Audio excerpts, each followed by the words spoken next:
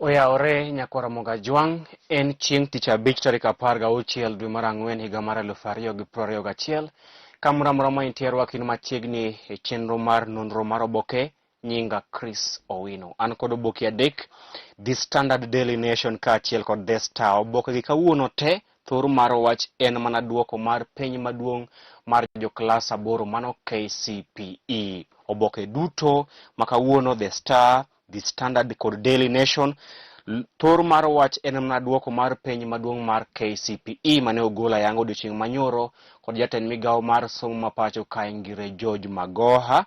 Ka oboke mar The Standard thor mar wach en ni Faith Lead Girls Church as Public Schools Shine. Faith leads girls church as public school shine. Any Faith mumo mar skunda primary mar Karimani School e gwenge ma Makueni kata e county ma Makueni emane otelo e penj maduong' mar joklas 8 mar KCPE.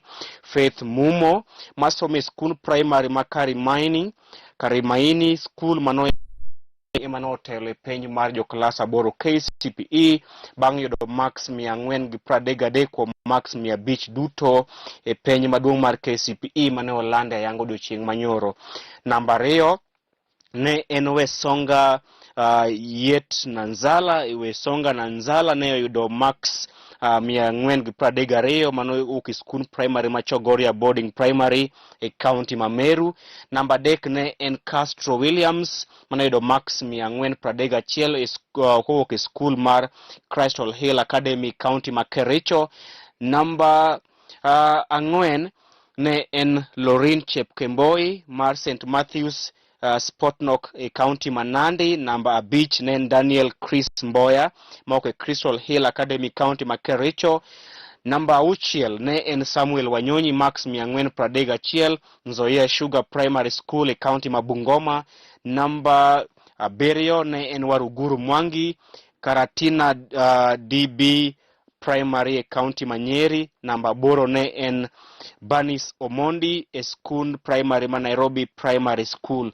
Mago e nyithindo 8 mane otelo e penj maduong' mar KCPE mane ogol ayanga odiochieng' manyoro. Research kata analysis marwa en ni kuom nyithindo 8 mane otelo e penj maduong' mar KCPE, top 8 students e KCPE mane ogolo odiochieng' manyoro, mana nyithindo mayowuoyi 3 kende emane okawo thuolo kuom nyithindo 8 mokwongo. Nyithindo kuom top 8 nyithindo manyiri ne omako thuolo 5 ka nyithindo mayowuoyi ne omako mana thuolo 3 kende. Manyiso ni nyithindo manyiri ne otimo maber moloyo nyithindo mayowuoyi e penj maduong' mar KCPE, kendo mawacho this is a wake up call to the government kod all organizations. Chike osebedo ka chike te oyiengore nyakonchiel. Chike te miloso sani e piny Kenya osebedo ka yiengore nyakonchiel. Gineno joma mine molo joma nyiri mohewo nyithindo mayowuoyi, kendo momiyo nyithindo manyiri notimo maber mohewo nyithindo mayowuoyi e pacho kae. Koro serikal kod migepe duto mag piny owacho onego los chike maketo nyithindo manyiri kod nyithindo mayowuoyi kama romre. Ok onego bed ni waloso chike kata wadewo joma nyithindo manyiri moloyo nyithindo mayowuoyi. Momiyo nyithindo manyiri notimo maber moloyo nyithindo mayowuoyi, nikech chike te odewo nyithindo manyiri kendo nyithindo mayowuoyi owe gino manyalo kelo gimiluongo ni kata ni radicalization amongst boy child. Mano e thor mar wache nyimo oboke mar The Standard duoko mar penj maduong' mar KCPE kama Faith mumo mawuok e county ma 433. Itoboke mar 2 nyaka itoboke mar 3 pod loso mana e duoko mar penj maduong' mar KCPE mane ogol ayanga odiochieng' manyoro kama Faith mumo mawuok e county ma Makueni ne otelo gi max 433. Kinyalo nyiewo oboke mar The Standard mondo isom kendo ine nyithindo mane otimo maber e penj maduong' mar KCPE.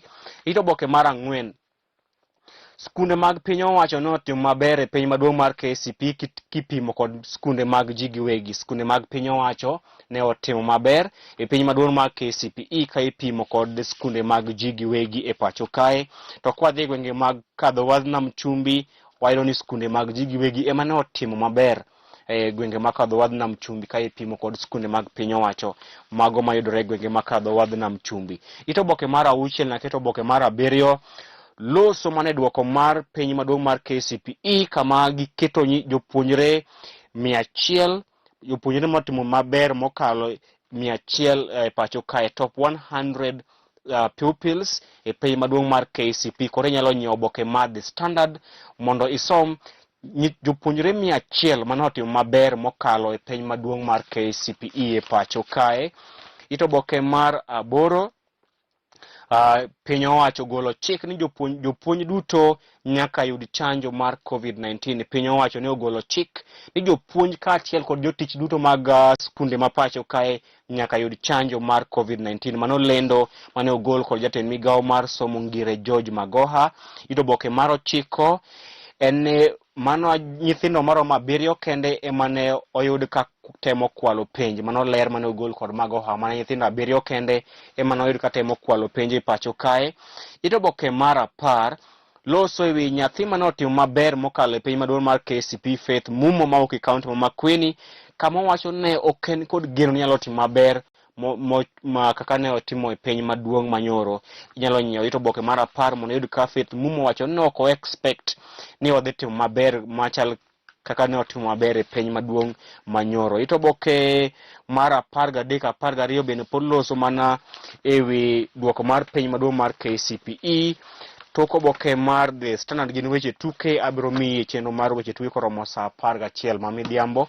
Oboke mar 2 en kod oboke mar Daily Nation. Thor mar wacho ito oboke mar Daily Nation en ni top of the class, nyithindo mane otimo maber e piny maduong' mar KCPE maselero ni en Faith Mumo mane yudo marks 433. Inyalo nyiewo oboke mar Daily Nation mondo isom nyithindo 100 mane otimo maber e pacho kae e piny maduong' mar KCPE. Lakini gima nyalo lero ni nyakwara mogi, nyithindo manyiri ne otimo maber moloyo nyithindo mayowuoyi. Mano namba 1. Namba 2, skunde mawuok e gwenge mag Luo Nyanza ne ok otimo maber. Skunde mawuok e gwenge mag Luo Nyanza ne ok otimo maber e piny maduong' mar KCPE, kendo men challenge ne jopuonj magwa mahero mawuok e gwenge mag Luo Nyanza, jonyuol mawuok e gwenge mag Luo Nyanza kaachiel kod nyithindo ma bende wuok e Luo Nyanza ne ok gitimo maber kipimo kod counties mamoko. To wang'eyo ni onagi riek namoyech. Koro en challenge mondo jopuonj stakeholders te oneni e duoko mar piny mar KCPE ma higa manyien skunde mag Luo Nyanza odok kama ne gintiere. Wing'en we are the cream of education kod rieko e piny e pacho kae. Ito oboke mar 3 ito oboke mar 2 en ni jopuonjre notimo maber to doko ni piny migawo jopuonjre notimo maber to doko ni tuo mar COVID-19 ne otemo chocho duoko mag KCPE. Kata kamano jopuonjre ne otimo maber e KCPE. Ito oboke mar 4 nyithindo manyiri ne otimo maber kipimo kod nyithindo mayowuoyi e duoko mar penj mar KCPE. Ito oboke mar 5 loso ewi nyathi mane otimo maber e piny maduong' mar KCPE Faith Mumo, kama wacho ni alam emane okonye mondo otim maber. Wacho ni osebedo ka olemo mondo Nyasaye okonye duoko maber e piny maduong' mar KCPE. Ito oboke mar 6 na oboke mar 7 loso ewi nyithindo mane otimo maber e piny maduong' mar KCPE, nyithindo mane oyudo marks 400 duto te ni ito oboke ni mar 4. Ito oboke mar 6 na ito oboke mar 7 nyithindo mane oyudo marks 400 kadhi nyime. Ito oboke mar 8 nyithindo 100 mane otimo maber e piny maduong' mar KCPE. Ito oboke mar 10 obila ne yudo achiel kuom achije mane itudo kod nek mar Mikai Jennifer Wambua, mano apisa mar migawo mar National Land Commission. Obila ne omako achiel kuom achije ma itudo kod nek mar. Ito oboke mar 12 loso ewi jayal buche Marete Njagi mane ochopo e nyim duol mar Judicial Service Commission odiochieng' manyoro. Tok oboke mar Daily Nation gin weche tuke masesingo ni adhimi kochopo saa 11 e chenro mar weche tuke. Oboke mogik an kod oboke mar The Star, kama thor mar wach pod en mana duoko mar piny maduong' mar KCPE. Inyalo nyiewo oboke mar The Star mondo isom nyithindo maber mane otimo e piny maduong' mar KCPE, kama nyithindo mawuok e skunde mag piny owacho ne otimo maber kipimo kod nyithindo mawuok e skunde mag ji giwegi. Ito oboke mar 2 nyathi mane otimo maber e piny maduong' mar KCPE e gwenge makadho wadh Nam Chumbi mano iluongo anya amenyo ni kado kan iluonge ni Moses Furaha Charo. Moses Furaha Charo nyathi mnoti maber e piny maduong' mar KCPE e gwenge makadho wadhnam chumbi ne oyudo max 424. Owacho ni udwa dhi bedo jayal buche maduong' ma pacho kaita Chief Justice. All the best Charo. Ito boke mar adek pod loso mane duoko mar KCPE nyaka ito boke mar 4, ito boke mar 5 nyaka ito boke mar 6 kama nyithindo manyiri otimo maber kipimo kod nyithindo mayowuoyi. To boke mar 7 lose jayal buche Justice Njagi mane owacho ni thoth oganda ma pacho kae dwaro ni mobed jayal buche maduong' ma pacho kae. An to pok agolo pacha. Anyalo penjo Njagi ni golo duoko ni kure, nikech Josephat mano cameraman mara ngisa neno be noko ngiso Njagi no dwa bedo Chief Justice. Abende noko ngiso Marete ni en moromo bedo Chief Justice e pacho kae. Mano pache ok pachwa. Mano bene makelo giko nonro mar oboke odiochieng' ma kawuono. Ikaw thuolo mari mar mondo inyiew oboke gi mondo iyud duoko mar piny maduong' mar KCPE e yo mong'ith. Mondo inen to nyithindo timo nadi, lakini challenge nyithindo ma otimo penj e skunde ma ok e Luo Nyanza ne ok otimo maber ahinya. Gitimo maber but ok maber ahinya ka ipimo kod counties mamoko. Ibed gi weekend makare. Nyinga Chris Owino.